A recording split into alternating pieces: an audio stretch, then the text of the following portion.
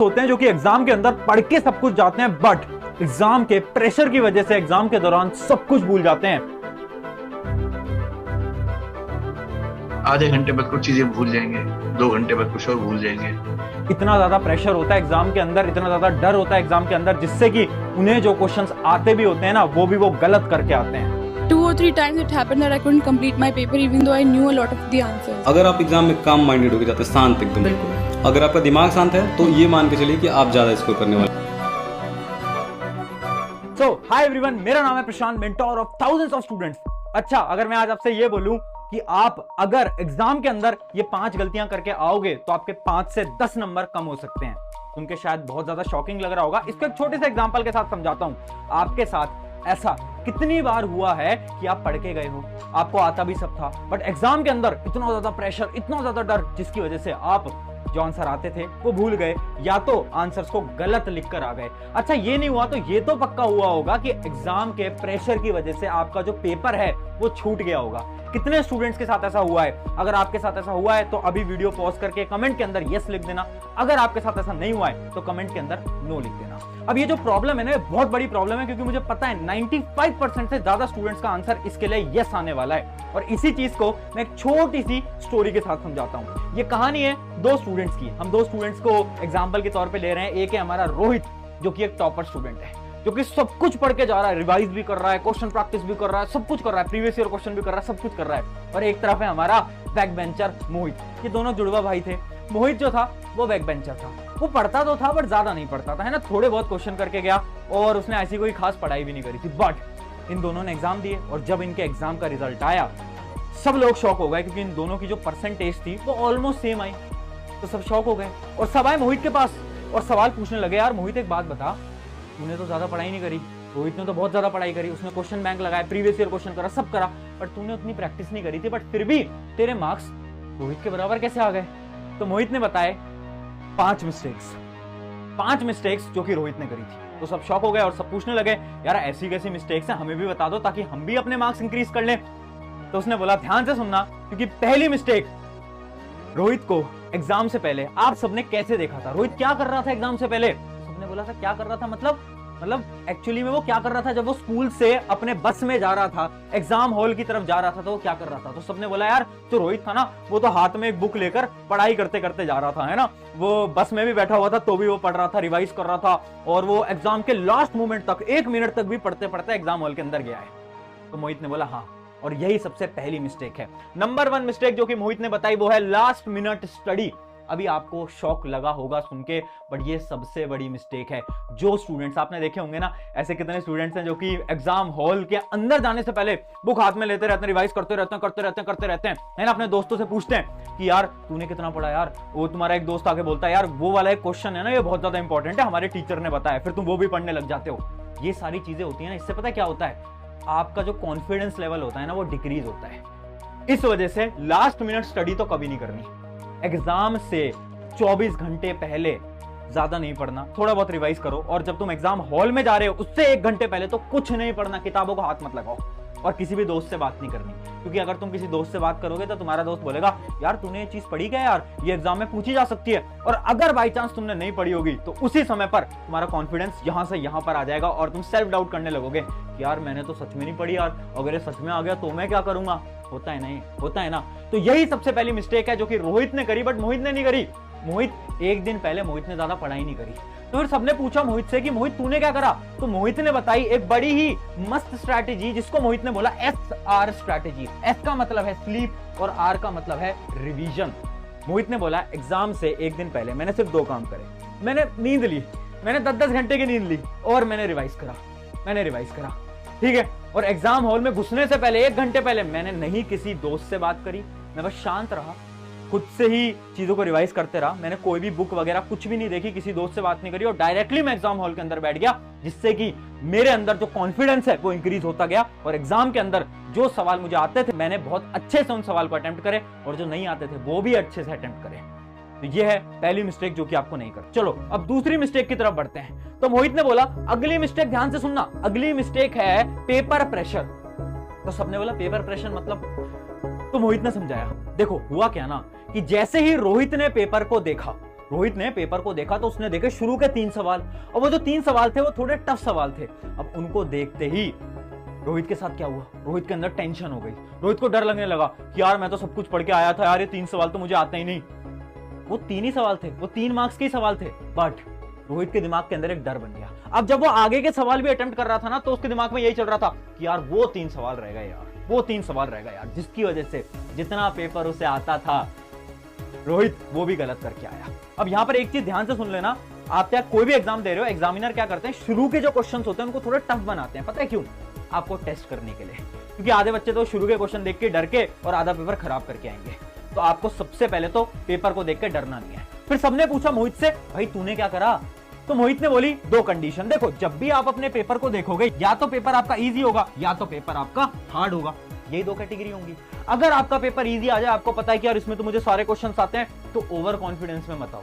धीरे धीरे आराम आराम से सारे सवालों को अटेम्प्ट करो, ज्यादा एक्साइटमेंट के अंदर कोई सवाल, वरना तुम गलत कर दोगे। और बाई चांस जो कि तुम्हारे साथ होगा, अगर पेपर मुश्किल आ जाता है, हार्ड आ जाता है, तब क्या करोगे? तब क्या करोगे?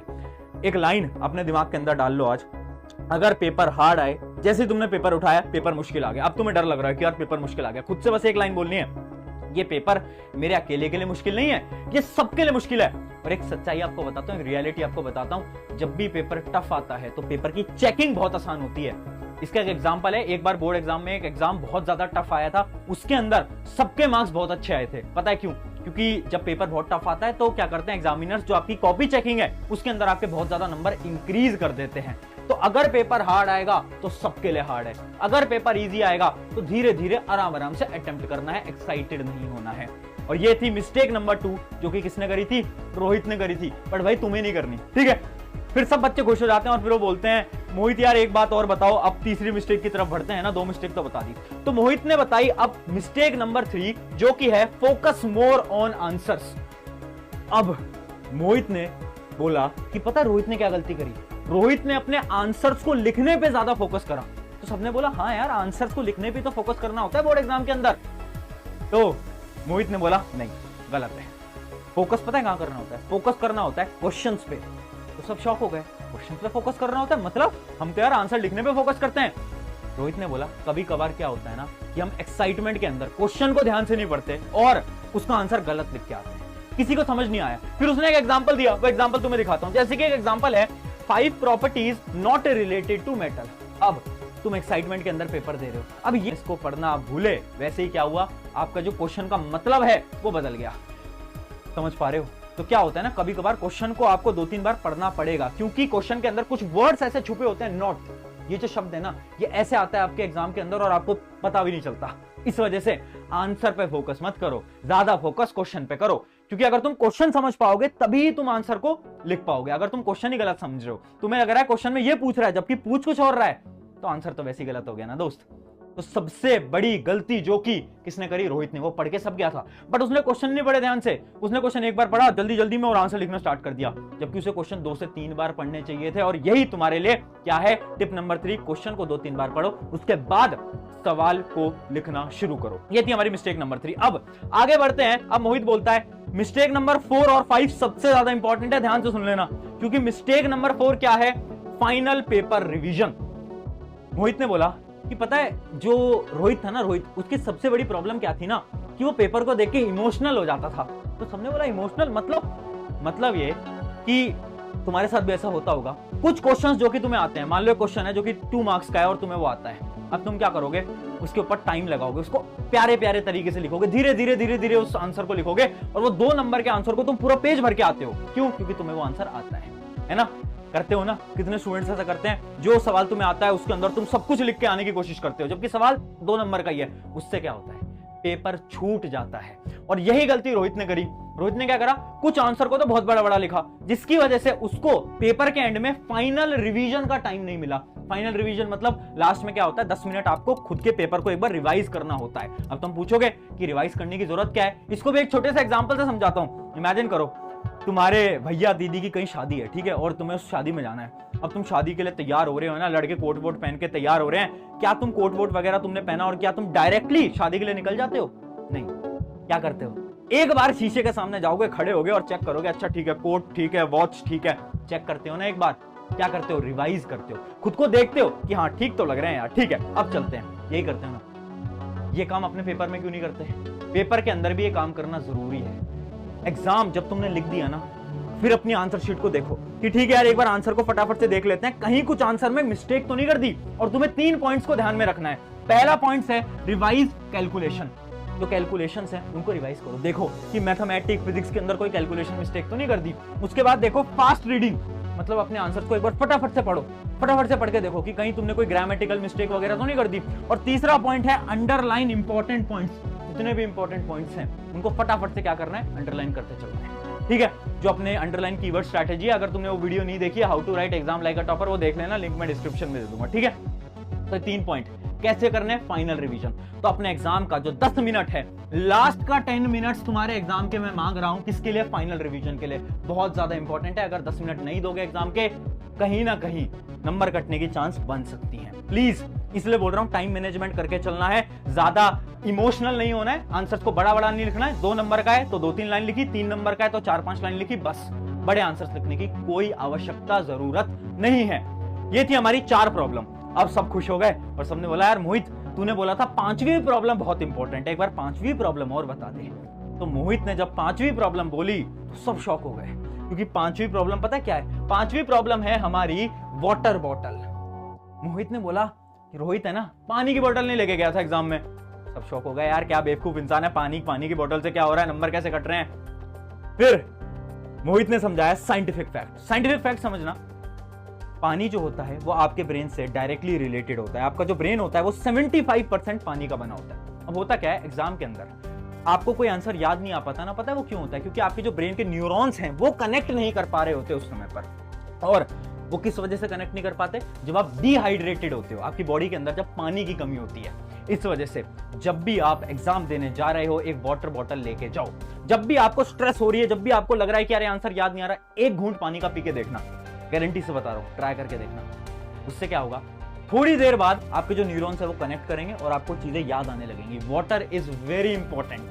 3 घंटे 2 घंटे का तुम पेपर लिखते हो, बिना पानी के लिखते हो, तो भाई याद कैसे आएगा, मेमोरी कैसे बनेगी, दिमाग कैसे चलेगा? बिना पानी के नहीं चल सकता। और ये सारी चीजें साइंटिफिकली प्रूवन है। और ये सुन के सारे स्टूडेंट शॉक हो गए और सब स्टूडेंट्स को पता चल गया कि हाँ यार, इस वजह से जो मोहित है वो कम पढ़ के भी टॉपर रहा और जो हमारा रोहित था वो ज्यादा पढ़ के भी टॉपर नहीं बन पाया। तो 5 मिस्टेक्स आपको याद रखनी है, ये बहुत ज्यादा इंपॉर्टेंट है। और मैं आपको गारंटी से बोलता हूं 5 से 10 नंबर आपके एग्जाम के अंदर बदल जाएंगे अगर आपने इन 5 गलतियों को ध्यान रखा और इनमें से एक भी गलती नहीं करी। तो आई होप आपको वीडियो से मदद मिली होगी। अगर मदद मिली है, अपने दोस्तों के साथ, क्योंकि एग्जाम का टाइम चल रहा है, शेयर कर दो, उन्हें बता दो इन 5 गलतियों के बारे में। अपने क्लास ग्रुप्स के अंदर, इवन अपने टीचर्स के साथ भी शेयर कर सकते हो, ताकि टीचर्स और लोगों तक इस चीज को शेयर कर पाए। शुक्रिया एवरीवन, मेरा नाम है प्रशांत, मिलते हैं नेक्स्ट वीडियो के अंदर।